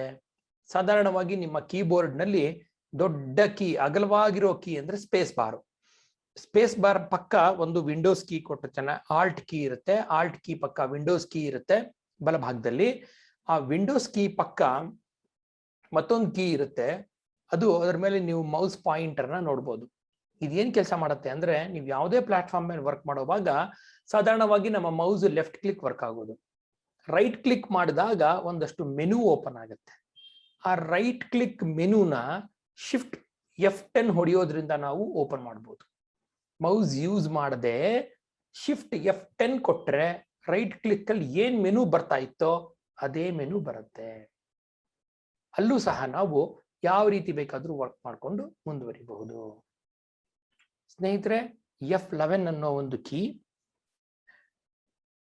ಈಗ ಒಂದು ವಿಂಡೋಸ್ ಅಲ್ಲಿ ನಾವು ಇಂಟರ್ನೆಟ್ ಎಕ್ಸ್ಪ್ಲೋರರ್ ಮಾಡ್ತಾ ಇದೀವಿ. ಹಂಗ್ ಮಾಡೋವಾಗ ಏನಾಗುತ್ತೆ, ಸುತ್ತಮುತ್ತ ಏನೇನೋ ವಿಂಡೋಸ್ ಎಲ್ಲ ಓಪನ್ ಆಗ್ಬಿಟ್ಟು ನಾವ್ ಏನು ಓದ್ತಾ ಇದೀವಿ ಆ ವಿಂಡೋ ತುಂಬಾ ಚಿಕ್ಕದಾಗಿ ಕಾಣಿಸ್ತಾ ಇರುತ್ತೆ. ಅಂತ ಸಂದರ್ಭದಲ್ಲಿ ನೀವು ಓದೋಂತ ವಿಂಡೋ ತುಂಬಾ ದೊಡ್ಡದಾಗಿ ಸ್ಕ್ರೀನ್ ಪೂರ್ತಿ ಬೇಕು ಅಂದ್ರೆ F11 ಕೊಡಿ. F11 ಒತ್ತ ತಕ್ಷಣ ನಿಮ್ಮ ಇಡೀ ಸ್ಕ್ರೀನ್ ಪೂರ್ತಿ ನೀವು ನೋಡ್ತಾ ಇರುವಂತ ವಿಂಡೋ ಆವರಿಸ್ಕೊಳ್ಳತ್ತೆ. ವಾಪಸ್ ನಿಮ್ಗೆ ಆ ತರದ್ ಬೇಡ, ನಾನು ಮತ್ತೆ ವಾಪಸ್ ರೆಗ್ಯುಲರ್ಗೆ ಬರಬೇಕು ಅಂದ್ರೆ ಮತ್ತೊಮ್ಮೆ F11 ಹೊಡೆದ ತಕ್ಷಣ ಅದು ಫುಲ್ ಸ್ಕ್ರೀನ್ ಮೋಡ್ ಎಕ್ಸಿಟ್ ಆಗುತ್ತೆ. ಫುಲ್ ಸ್ಕ್ರೀನ್ ಮೋಡ್ಗೆ ಹೋಗಕ್ಕೂ F11, ಅಲ್ಲಿಂದ ವಾಪಸ್ ರೆಗ್ಯುಲರ್ ಸ್ಕ್ರೀನ್ಗೆ ಬರಕ್ಕೂ F11. ಇದು ನಮ್ಮ 12ನೇ ಕೀ ಮತ್ತು ಕೊನೆಯ ಕೀ. ಶಿಫ್ಟ್ F12 ಅಂತ ಹೊಡೆದ ತಕ್ಷಣ ಒಂದು ಹೊಸ ಫೈಲ್ ಓಪನ್ ಆಗುತ್ತೆ. ಈಗಾಗಲೇ ಒಂದು ಫೈಲಲ್ಲಿ ವರ್ಕ್ ಮಾಡ್ತಾ ಇರ್ತೀರಾ, ಅದನ್ನ ಕ್ಲೋಸ್ ಮಾಡ್ತೀರಾ, ಆಲ್ಟ್ F4 ಹೊಡಿತೀರಾ, ಕ್ಲೋಸ್ ಆಗತ್ತೆ. ಇನ್ನೊಂದು ಹೊಸ ಫೈಲ್ ಬೇಕು ಅಂದ್ರೆ ಶಿಫ್ಟ್ F12 ಅದು ಹೊಡೆದ ತಕ್ಷಣ ಇನ್ನೊಂದು ಹೊಸ ಫೈಲ್ ಓಪನ್ ಆಗುತ್ತೆ, ನೀವು ಮುಂದುವರ್ಸ್ಕೊಂಡು ಹೋಗ್ಬೋದು. ಇದ್ರ ಜೊತೆಗೆ ನಾವು ವಿಂಡೋಸ್ ಅಲ್ಲಿ ವರ್ಕ್ ಮಾಡುವಾಗ ಒಂದಲ್ಲ ಎರಡಲ್ಲ ಸುಮಾರು 8-10 ವಿಂಡೋಗಳನ್ನ ಓಪನ್ ಮಾಡಿರ್ತೀವಿ. ಒಂದರಲ್ಲಿ ಯಾವುದೋ ರಿಸಲ್ಟ್ ನೋಡೋಕೆ ಅಂತ ಹಾಕೊಂಡಿರ್ತೀವಿ, ಒಂದರಲ್ಲಿ ಸಾಧನ ವಿಡಿಯೋ ನೋಡ್ತಿರ್ತೀವಿ ಅಂತ ಅನ್ಕೊಳ್ಳಿ, ಇನ್ನೊಂದ್ರಲ್ಲಿ ಹಾಡ್ ಕೇಳ್ತಾ ಇರ್ತೀವಿ, ಇನ್ನೊಂದ್ರಲ್ಲಿ ನಮ್ಗೆ ವರ್ಕ್ ಬೇಕಾಗಿರೋದು ಮಾಡ್ತಾ ಇರ್ತೀವಿ, ಇನ್ನೊಂದ್ರಲ್ಲಿ ಸರ್ಚ್ ಮಾಡ್ತಿರ್ತೀವಿ. ಈ ತರ ಒಂದು 8-10 ಟ್ಯಾಬ್ಗಳು ಓಪನ್ ಆಗಿರುತ್ತೆ. ಆದ್ರೆ ನನಗೆ ಬೇಕಾಗಿರೋ ಟ್ಯಾಬ್ಗೆ ಅವಾಗ ಅಲ್ಲಿಗೆ ಹೋಗ್ಬೇಕು, ಇಲ್ಲಿಗೆ ಬರಬೇಕು, ಸಾಧನ ಟ್ಯಾಬ್ಗೆ ಹೋಗ್ಬೇಕು, ಮತ್ತೆ ಆಡಿಯೋ ಟ್ಯಾಬ್ಗೆ ಬರಬೇಕು, ವಿಡಿಯೋ ನೋಡ್ಬೇಕು, ನನ್ನ ಪ್ರಾಜೆಕ್ಟ್ ಟ್ಯಾಬ್ಗೆ ಬರಬೇಕು, ವರ್ಡ್ ಫೈಲ್ ರನ್ ಮಾಡ್ತಾ ಇರ್ತೀನಿ, ಎಕ್ಸೆಲ್ ಫೈಲ್ ರನ್ ಮಾಡ್ತಾ ಇರ್ತೀನಿ. ಇವೆಲ್ಲದ್ರ ನಡುವೆ ನೀವು ಸಂಪರ್ಕ ಸಾಧಿಸ್ಬೇಕು ಅಂದ್ರೆ ಟಾಗಲ್ ಮಾಡ್ಬೇಕು ಒಂದು ವಿಂಡೋಯಿಂದ ಇನ್ನೊಂದು ವಿಂಡೋಗೆ. ಆಗ ನಮ್ಗೆ ಅನುಕೂಲ ಮಾಡುವಂತ ಕೀಗಳು ಆಲ್ಟ್ ಪ್ಲಸ್ ಟ್ಯಾಬ್. ನೀವು ಆಲ್ಟ್ ಹಿಡ್ಕೊಂಡು ಟ್ಯಾಬ್ ಒಂದ್ಸರಿ ಪ್ರೆಸ್ ಮಾಡಿದ್ರೆ ಒಂದು ವಿಂಡೋಗೆ ಹೋಗುತ್ತೆ, ಇನ್ನೊಂದು ಟ್ಯಾಬ್ ಪ್ರೆಸ್ ಮಾಡಿದ್ರೆ ಇನ್ನೊಂದು ವಿಂಡೋಗೆ ಹೋಗುತ್ತೆ. ಹೀಗೆ ನೀವು ಯಾವ ವಿಂಡೋನ ವರ್ಕ್ ಮಾಡ್ಬೇಕು ಅಂತಿರ್ತೀರಾ ಆ ವಿಂಡೋಗೆ ನಿಲ್ಲಿಸ್ಕೊಂಡು ಅದ್ರಲ್ಲಿ ವರ್ಕ್ ಮಾಡ್ಬೋದು. ಹೀಗೆ 10 ಅಥವಾ 15 ಟ್ಯಾಬ್ಗಳನ್ನ ಒಟ್ಟಿಗೆ ಓಪನ್ ಮಾಡಿಕೊಂಡು 15 ಅಪ್ಲಿಕೇಶನ್ಸ್ ಒಟ್ಟಿಗೆ ಓಪನ್ ಮಾಡಿಕೊಂಡು ನೀವು ನೋಡೋವಾಗ ನಿಮ್ಗೆ ಎಲ್ಲಾ ಟ್ಯಾಬು ಅಥವಾ ಎಲ್ಲಾ ವಿಂಡೋಗಳು ಅಥವಾ ಎಲ್ಲಾ ಅಪ್ಲಿಕೇಶನ್ಸ್ ನಡುವೆ ಸಂಪರ್ಕ ಸಾಧಿಸುವಂತದ್ದು ಈ ಆಲ್ಟ್ ಪ್ಲಸ್ ಟ್ಯಾಬ್. ಬನ್ನಿ ನಮ್ಮ ಕೊನೆಯ ಕೀ ಕಾಂಬಿನೇಷನ್, ಈ ಒಂದು ಚರ್ಚೆಯ ಕೊನೆಯ key combination control halt delete. ಏನ್ ಕೆಲಸ ಮಾಡುತ್ತೆ ಇದು? ಏನೋ ಕೆಲಸ ಮಾಡ್ತಾ ಇರ್ತೀರಾ, ಇದ್ದಕ್ಕಿದ್ದಂಗೆ ಸ್ಟ್ರಕ್ ಆಯ್ತು, ಮೌಸ್ ರನ್ ಆಗ್ತಾ ಇಲ್ಲ. ಆಗ ಕೀಬೋರ್ಡ್ ಲೈಟ್ ನೋಡ್ತೀರಾ, ಕೀಬೋರ್ಡ್ ಲೈಟ್ ಇದೆ, ಆಗ ಕಂಟ್ರೋಲ್ ಆಲ್ಟ್ ಡಿಲೀಟ್ ನೀವು ಒತ್ತಿದ್ದಾದ್ರೆ ಸ್ವಿಚ್ ಮ್ಯಾನೇಜರ್ ಅಥವಾ ಟಾಸ್ಕ್ ಮ್ಯಾನೇಜರ್ಗೆ ನಿಮ್ಮನ್ನ ಕರ್ಕೊಂಡು ಹೋಗುತ್ತೆ. ಆ ಟಾಸ್ಕ್ ಮ್ಯಾನೇಜರ್ ಏನ್ ಮಾಡುತ್ತೆ, ಯಾವ ಯಾವ ಟಾಸ್ಕ್ಗಳನ್ನ ನಾನು ಮಾಡ್ತಾ ಇದ್ದೀನಿ ಅನ್ನೋದನ್ನ ಲಿಸ್ಟ್ ಮಾಡುತ್ತೆ. ಆಗ್ಲೇ ಈ ಹಿಂದಿನ ಒಂದು ಸೆಷನ್ ಅಲ್ಲಿ ಹಿಂದಿನ ಒಂದು ಎಕ್ಸಾಂಪಲ್ ಅಲ್ಲಿ ಹೇಳಿದ ಹಾಗೆ ವರ್ಡ್ ಫೈಲ್ ಓಪನ್ ಮಾಡಿದೀರಾ, ಎಕ್ಸೆಲ್ ಓಪನ್ ಮಾಡಿದೀರಾ, ಇಂಟರ್ನೆಟ್ ಅಲ್ಲಿ ಸುಮಾರು ಒಂದು 8-10 ಟ್ಯಾಬ್ ಓಪನ್ ಮಾಡಿದೀರಾ, ಈ ಕಡೆ ಕ್ಯಾಲ್ಕುಲೇಟರ್ ಓಪನ್ ಮಾಡಿದೀರಾ, ಆ ಕಡೆ ಸ್ಕ್ಯಾನರ್ ಮಿಷಿನ್ ಓಪನ್ ಮಾಡಿದೀರಾ, ಜೊತೆಗೆ ಇಲ್ಲೊಂದು ಪ್ರಿಂಟರ್ ಓಪನ್ ಮಾಡಿದೀರಾ. ಈ ಕಂಟ್ರೋಲ್ ಆಲ್ಟ್ ಡೆಲಿಟ್ ಅಂತ ಹೊಡೆದ ತಕ್ಷಣ ಆ ಟಾಸ್ಕ್ ಮ್ಯಾನೇಜರ್ ಏನ್ ಮಾಡುತ್ತೆ, ಇವೆಲ್ಲ ಲಿಸ್ಟ್ ಮಾಡುತ್ತೆ. ನೀವು ಯಾವ್ದನ್ ಬೇಕೋ ಅದನ್ನ ಕ್ಲಿಕ್ ಮಾಡಿ ಉಳಿಸ್ಕೋಬಹುದು, ಯಾವ್ದನ್ ಬೇಡವೋ ಅದನ್ನ ಡಿಲೀಟ್ ಮಾಡಿದಾಗ ಯಾವುದ್ರಲ್ಲಿ ಪ್ರಾಬ್ಲಮ್ಯಾಟಿಕ್ ಆಗಿದೆ ಆಗ ಅದು ಹೋಗಿ ಉಳಿದಿದ್ದೆಲ್ಲ ಸ್ಕ್ರೀನ್ ಕ್ಲಿಯರ್ ಆಗುತ್ತೆ. ನೀವು ಮತ್ತೊಮ್ಮೆ ಕಂಟ್ರೋಲ್ ಆಲ್ಟ್ ಡಿಲೀಟ್ 2-3 ಸರಿ ಹೊಡೆದಿದ್ದೀರಾ ಅಂದ್ರೆ ಇಡೀ ಕಂಪ್ಯೂಟರು ಶಟ್ ಡೌನ್ ಆಗುತ್ತೆ, ರೀಬೂಟ್ ಆಗುತ್ತೆ. ಸ್ನೇಹಿತರೆ, ಈ ಕಂಟ್ರೋಲ್ ಆಲ್ಟ್ ಡಿಲೀಟ್ ಬಟನ್ನು ನಮಗೆ ವರಾನೂ ಹೌದು, ಶಾಪನೂ ಹೌದು. ಇದ್ದಕ್ಕಿದ್ದಂಗೆ ನೀವು ಕಂಟ್ರೋಲ್ ಆಲ್ಟ್ ಡಿಲೀಟ್ ಹೊಡೆದ್ರೆ ಕಂಪ್ಲೀಟ್ ಕಂಪ್ಯೂಟರ್ ಆಫ್ ಆಗುತ್ತೆ. ಆದ್ರೆ ನಾವು ಇದನ್ನ ಎಲ್ಲಿ ಬಳಸ್ಕೋಬೇಕು? ತೊಂದರೆ ಆದಾಗ ತೊಂದರೆಯಿಂದ ಈಚೆ ಬರೋದಿಕ್ಕೆ ಈ ಒಂದು ಕೀ ಕಾಂಬಿನೇಷನ್ ನಾವು ಬಳಸಬೇಕಾಗತ್ತೆ. ಸ್ನೇಹಿತರೆ, ಇದಿಷ್ಟು ನಾನು ನಿಮಗಾಗಿ ಯೋಚನೆ ಮಾಡಿದಂತಹ ಕೆಲವು ಕೀ ಕಾಂಬಿನೇಷನ್ಗಳು. ಇದನ್ನ ಬಿಟ್ಟು ಹಲವಾರು ಕೀ ಕಾಂಬಿನೇಷನ್ಗಳು ಇನ್ನೂ ಇವೆ, ಹುಡುಕ್ತಾ ಹೋಗೋಣ. ಬೇಕಾದಷ್ಟು ಕೀ ಕಾಂಬಿನೇಷನ್ಗಳನ್ನ ತಿಳ್ಕೊಳ್ಳೋಣ. ಇನ್ನೊಂದಷ್ಟು ಹೊಸ ವಿಚಾರಗಳೊಂದಿಗೆ ನಿಮ್ಮನ್ನ ಮುಂದಿನ ವಿಡಿಯೋದಲ್ಲಿ ಭೇಟಿ ಆಗ್ತೀನಿ.